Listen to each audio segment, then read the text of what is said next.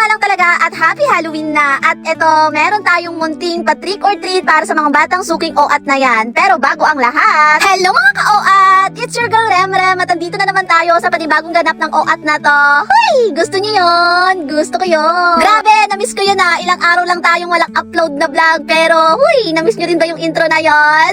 At bakit nga ilang araw na ay hindi pa rin nag-upload ng vlog ang OAT na to? Wala, nagpapamiss lang ang OAT na to sa inyo. Huy! At ayun na nga mga ka-OAT, malapit na talaga ang Halloween, ilang araw na lang. Kaya dito sa tindahan ni ka-OAT, may pamunting pa-trick or treat tayo para sa mga batang suking OAT na yan. Huy! Yes, opo mga ka-OAT, kahit simple lang, gusto naming mapasaya kayo, lalo na ang mga chikiting na laging suki dito sa tindahan natin. Kaya maghanda na kayo ng mga costume nyo, pwedeng prinsesa, superhero, duwende, o tsaka doll, o kahit simpleng mga makeup lang, basta nakakatakot, ay go na go yan sa tindahan natin. Huy! At syempre, saan ba matutuwa ang mga batang suking OAT na yan, kundi sa ipamimigay nating mga chocolate. Yung mga ka-OAT, nakakatuwa lang talaga kasi ngayon, ang dami ng mga bata ang nakakaranas ng ganitong mga simpleng kasiyahan lang. Yung tipong nagbibihis ng costume, may pumpkin basket, umiikot sa tindahan o kalsada, sabay sigaw ng trick or treat po. Masaya lang makita yung mga ngiti nila, lalo na yung excitement sa mata nila habang tinatanggap yung mga chocolate, yung mga candy.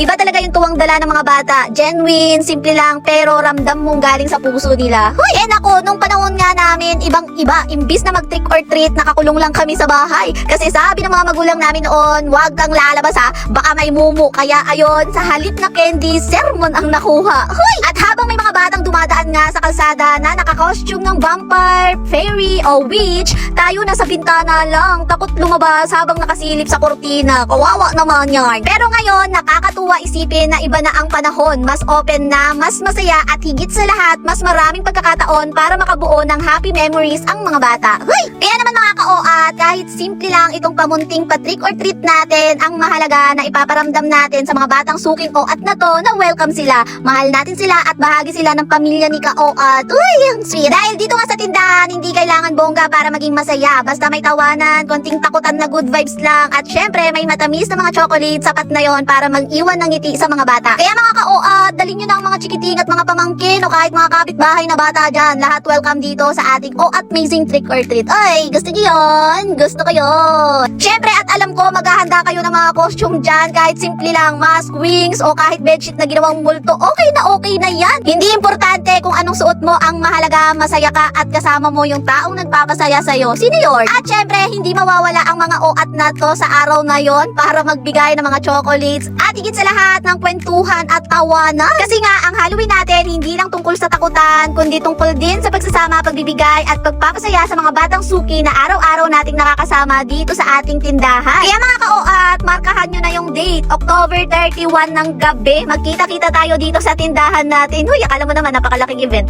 Dala ang costume, ang ngiti, at syempre ang good vibe. At ito nga mga ka-OAT, talaga namang punong abala tayo dahil nga, magde-decorate ang mga OAT na to sa tindahan nila. Minsan nga lang to sa isang taon, ay kaya naman lubos-lubosin na natin. Tignan nyo naman yung effort ng mga OAT na yan. Talaga namang gumawa pa ng skeleton na yan. Kapag ka talaga sinusumpong talaga ako ng pagka-creative skills ko, at ayan, ay talaga namang nagdi-DIY tayo ng kung ano-ano. Huwag kayong mag-alala mga ka-OAT, dahil sa karton ko lang naman yan ginawa. At ang binili lang talaga namin dyan yung pintura, tapos pentel pen. Yun, okay na yun. Tapos nagupit-gupit na nga lang din pala ako ng mga paniki, gagamba, tapos pumpkin. Ay tapos, i-design na lang natin yan sa October 31. Dahil kung ngayon nga tayo magdi-design, ay baka hindi na umabot ng Halloween. Wala na yung mga design, pinagkukuha ng mga batang OAT na yan. At ito nga mga ka-OAT, binubuo na namin itong skeleton na to, ay talaga namang mas malaki pa sa akin. Itatayo nga natin to doon sa tindahan. Ay alam ka naman, pahiga. Kaya naman mga ka-OAT, dahil sa Halloween na to, siguradong wala ng mumu. Puro saya, tawanan at kabusugan lang sa araw na yon ha. Pero dito ko na lang muna tatapusin ang vlog na ito. Kaya naman, kung nag-enjoy kayo, don't forget to like, comment, share, at i-follow ako para updated kayo sa mga next vlog. Bye! Ups! Meron na rin tayong YT channel at i-upload ko rin to doon. Kaya naman, maglalambing lang ang OAT nyo. Paki-subscribe na rin ang ating YT channel. So, yun lang. Bye!